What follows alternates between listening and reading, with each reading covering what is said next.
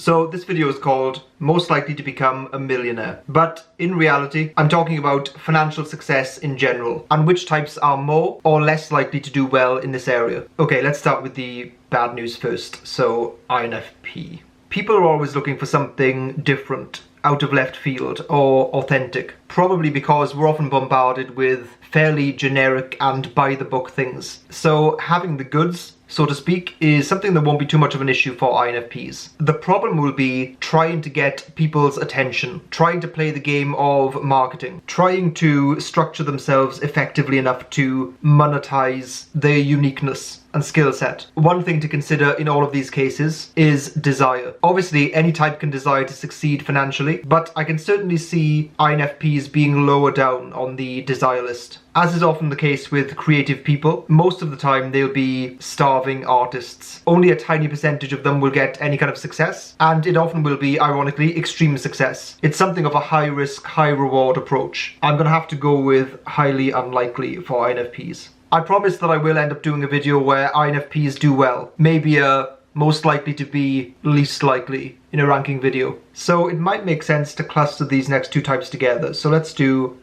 ISTJ and ESTJ in one. Both of these types are extremely well placed to achieve financial security or independence. As is the case with any point in history, there are going to be blueprints that can be followed when you play by the rules and conventions, and ultimately, you get the rewards promised to you by them. Obviously, this does fluctuate throughout history because there can be periods of economic downturn or uncertainty, but as a general rule, there's always going to be certain career paths and options that give a high likelihood of success. Those paths tend to come with some kind of compromise, like the fact that they take a very long time, or for want of a better word, are quite boring. So both of these types can definitely do that aspect very well in my book. And it is important to note that being financially secure is definitely not a trivial thing. And there are many people out there, no doubt, for whom right now that is their primary aim. So that notwithstanding, I think it's important to point out another innate human characteristic, and that is this ever-escalating need for more. The ability of human beings to basically get used to a certain level of things and want to push harder. There might be a lot of people out there who have experienced barely being able to pay bills, and then when the situation improves, there's this wave of relief. But despite how satisfying that is, you'll often find it can be surprisingly short-lived. Your mind will quickly go on to the next problem down the list in your life. So when you reach financial independence and security, there's probably going to be a strong impulse to push the boat out a little bit more. And I have definitely seen this reoccurring theme with people that have had extreme success in a particular area. At the start,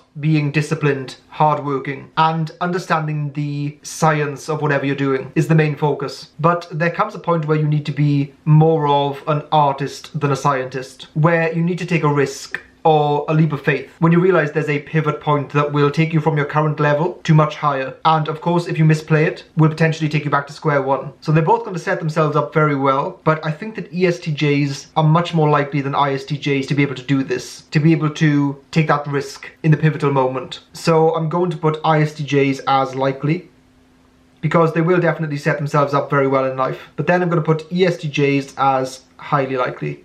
Okay, let's do ENFP next. ENFPs can be creative powerhouses and can actually organize their life very effectively when they set their mind to it. Much like the ENTPs, they're going to have the problem of taking on way too much and spreading themselves too thin. I definitely view ENFPs as dark horses in this area though. NE and TE in combination can be extremely powerful. When they are interested in something, they can definitely obsess over it. And because they're interested in so many things, they can, as I've said before, cross-pollinate different areas of knowledge and come up with very creative, innovative, and novel things. So they do have very good constituent parts in this area. Nonetheless, I think I'm going to put them as possible. They love to follow their curiosity and their interests down all kinds of rabbit holes, so they don't really need extreme financial success generally. They just need as much freedom as possible. So they can definitely go either way. Okay, so ESFP. Being dominant SE users with valued third slot TE is a very nice combo for experimenting, taking risks, having that kind of naive optimism and energy that characterizes a lot of famous entrepreneurs. Richard Branson springs to mind as a very good example. I've seen him typed as ENTP before, but that doesn't feel right to me. He's an adventurer, kind of an adrenaline junkie. There is a certain recklessness that he has. Often when you jump into something, especially a business idea, you often realize it's much more difficult than you first anticipated. However, once you've gone all in, you're now in a position where you have to make it work. Sun Tzu would call it the death ground strategy, where you intentionally put your forces, or yourself in this case, in a situation that is do or die. So the more cautiously minded people are likely to see all of the problems and difficulties with an endeavor, which to be fair is much more rational, but also makes it more likely for them to never start. I think there's kind of an irony here that ESFPs and INTJs represent totally opposite yet equally valid routes to success in this area. So I'm going to say likely for ESFPs. Let's do ISTP next. Generally speaking, one of the best ways to earn money is just to do something well and better than other people. Essentially to be highly skilled. ISTPs, when they find things that interest them, which isn't always easy to do, can really become masters in that area. If you have an ISTP that is driven to be rich, I really would not bet against them. Business, entrepreneurship, even working in some kind of corporate, all have underlying principles to them. Ones that can be analysed, understood, and then mastered. They have no issues taking action. They're adaptable and pretty tough-minded and strong-willed. They'll definitely need to make sure that they position themselves correctly, where they'll have enough independence in whatever role or career they're involved in. Being stuck with people they don't like, so people, is going to be very irritating for them. I think being self-employed works well for them, or simply offering their skill set to people who would benefit from them and pay highly for them is a great move. Blind spot NE and FE inferior are clear drawbacks, ones that they'll need to overcome to feel more comfortable in certain environments, particularly in workplaces that have office politics going on. So I'm going to say possible.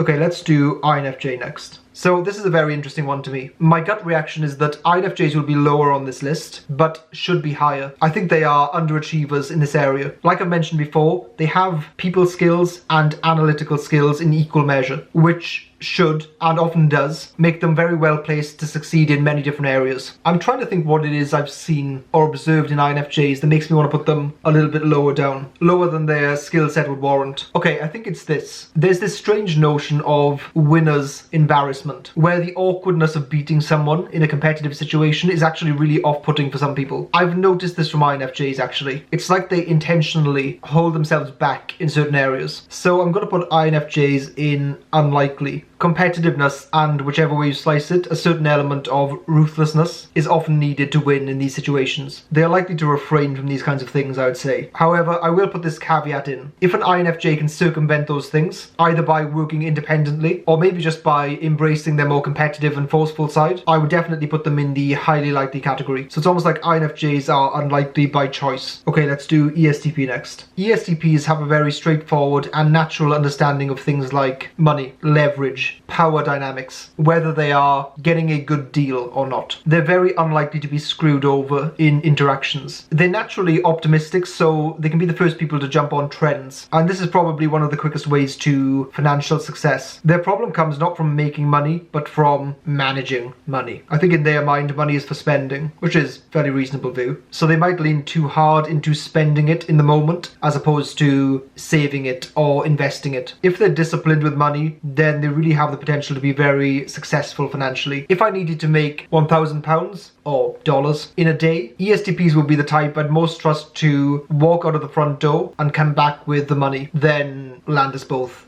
in jail. I can think of so many stereotypical ESTPs that would mismanage money. I want to put them in possible, but I think I'll put them in likely. Let's do ENTP next. If ENTPs could achieve even 0.0001% of their potential, then they'd be rich. If they can commit to a lesser number of things and channel their NE into being creative but with constraints, so that could be using NE to solve problems but within a specific area versus going into 1,000 different areas, then they're going to do really well financially, especially these days where well-rounded people tend to have an advantage. ENTPs are so versatile, which is their greatest strength, but also greatest potential weakness. They can do anything, but that can be bad when they try to do everything. They're much more likely to create impact and bring about innovation than they are to accrue wealth, I would say. I must say the likely category is tempting me for ENTPs. But you know what? I'm going to put them in possible because I know how much people doubting them motivates them. Okay, let's look at INTPs next. Highly unlikely. Maybe I should explain that one. INTPs want to understand everything. And when you want understanding and seek knowledge, it can be hard to take action as well. The achievements of INTPs don't always translate well into money making. As advisors, even strategists or maybe system builders, they can be really excellent and invaluable. And many roles like that can actually be well compensated. Again, this list is not about making impact, making huge world-changing discoveries or scientific breakthroughs. It's focused on money making. And I think that INTPs generally would see putting their skill set towards that aim being such a waste. They are the types most likely to think, wait, what is actually the point of money? And many of the things they'd want to achieve in life can't really be bought. You can't buy moments of insight or discovery. They can only really come by furnishing your mind with the right kind of stuff, and that currency is generally knowledge. So I don't think they're highly unlikely, and at the same time I don't want to put them as high as possible, so let's put them next to the INFJs. Okay, ISFPs. ISFPs are another type that I think have a kind of all or nothing relationship with success in this area. They can be successful artists, actors, designers, sports people, but all of these careers only work financially for the tiny number of people who get to the top. Having blind spot NE and TE inferior is not the best combination, at least not for navigating the worlds of business and marketing, especially when other people around them might have devious intentions. The image that comes to mind is someone like Jimi Hendrix or Marilyn Monroe or Elvis. I'm not fully sure what types those people are, but this archetype of a charismatic performer or artist who is naive in some ways to the intentions or ulterior motives of the people around them. I'm going to have to go with, for 2 videos in a row, highly unlikely. Okay, ISFJ. This is a very tricky one for me. I really have not seen ISFPs put themselves in a role where other people are supporting them. Now, it's important to view this supportive role for what it is. It's essential and in many ways much more impressive than the role of a person who is, for want of a better word, seeking selfish gains. I don't know many ISFJs, but the ones who I think are that type are almost stereotypically giving and charitable. They really do seem more likely to be the secret powerhouses behind a successful person than to be the person out in the spotlight themselves. Then again, maybe I'm just falling into stereotypical or archetypical thinking here. If there are ISFJs who disagree with that assessment, let me know what methods you take to succeed in this area in the comments below. That supportive role is extremely valuable and ought to be much more well compensated than it is in life. I'm not going to say highly unlikely, I think I'm going to go with unlikely. My advice to anyone that is naturally more of a supportive type of person is to make sure that you get what you deserve or are entitled to based on what you give. Don't just give out to people into the abyss. I know that giving with some kind of expectation to get back